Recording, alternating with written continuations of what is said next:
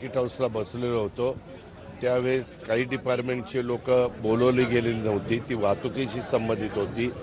त्याच्यामुळं मी विभागीय आयुक्ताला सांगितलं की एकदा याबद्दलचं आपल्याला सगळे अधिकारी म्हणजे त्याच्यात नॅशनल हायवेचे पण लोक पाहिजेत, रस्ते विकास महामंडळाशी, कारण रिंग रोडची कामं त्यांच्याशी संबंधित आहे। असे ज्या ज्या एजन्सीज आपल्याकडे काम करतात आणि ज्यांचा रोडशी संबंध आहे आणि दोन्ही PMC PCMC commissioner, collector, CO या सगळ्यांनाच एकत्र घेऊन बसून काही ठिकाणी आम्हाला वन वे ट्रॅफिक करावी लागेल, काही बाबतीमध्ये आम्हाला ट्रॅफिकची अडचण येते। हे मधले डिवायडर आहेत, लोकांनी काही काही ठिकाणी स्वतःच्या सोयीच्या निमित्तानं तोडलेत आणि त्याच्यामुळे गाड्या तिथं वळतात। आत्ता पण मला इथं यायचं होतं डॉक्टर कुलकर्णींच्या स्वस्तिक पॉलिक्लिनिकला, तर मी पुढं जाऊन तिकडनं वळून आलो। तसं जर झालं तर मग आमच्या पोलिसांनाही त्रास होत नाही, शिस्तही राहते। जर रॉंग साईडनं कुणी आलं की मग सगळी शिस्त बिघडून जाते। थोडंसं काल अशी एक चर्चा होताना काहींनी माझ्या असं लक्षात आणून दिलं की ह्या रॉंग गोष्टी करणाऱ्यांना दंड जास्त लावला पाहिजे। तशा पद्धतीनं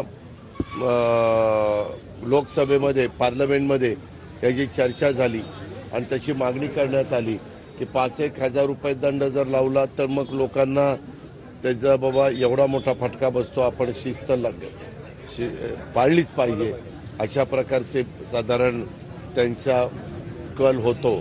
आणि म्हणून ते करता येईल का? पोलिसांनी आम्हाला सांगितलं की तुम्ही आम्हाला तशा पद्धतीनं दंड लावायला परवानगी द्या, पण त्याला कायदा सेंट्रल गव्हर्नमेंटचा पण परवानगी लागते, नाहीतर मग तुम्ही असे परस्पर काही गोष्टी करू शकत नाही।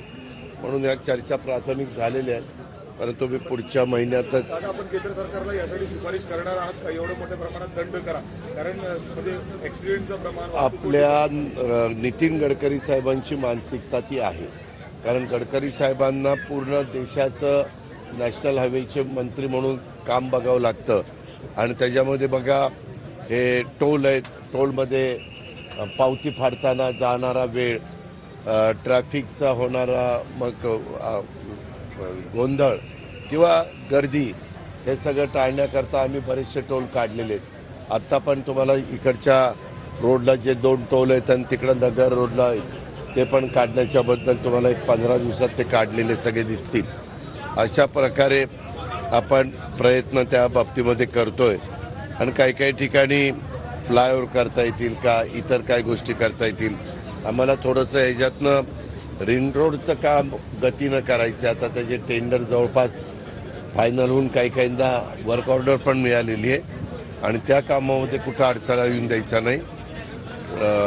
मेट्रोचं काम जलद गतीनं करायचं, राहिलेल्या कामाच्या मंजुऱ्या घेऊन त्यालाही गती द्यायची, जेणेकरून पब्लिक सर्व्हिस ट्रान्सपोर्ट जर चांगली झाली तर लोक स्वतःचं वाहन घेऊन बाहेर पडण्याच्या ऐवजी त्या रेल्वेने गेले, मेट्रोने गेले तर आणखीन वाहतुकीची कोंडी कमी व्हायला मदत होते। अशा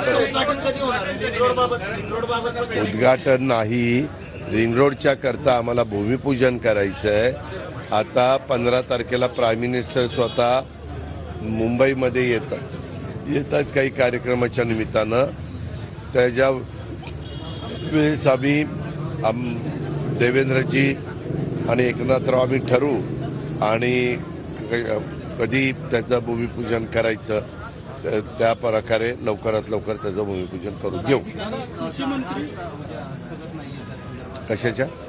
नाही, एका पॅचमध्ये आपण एकंदरीत 10 टप्पे केलेले आहेत।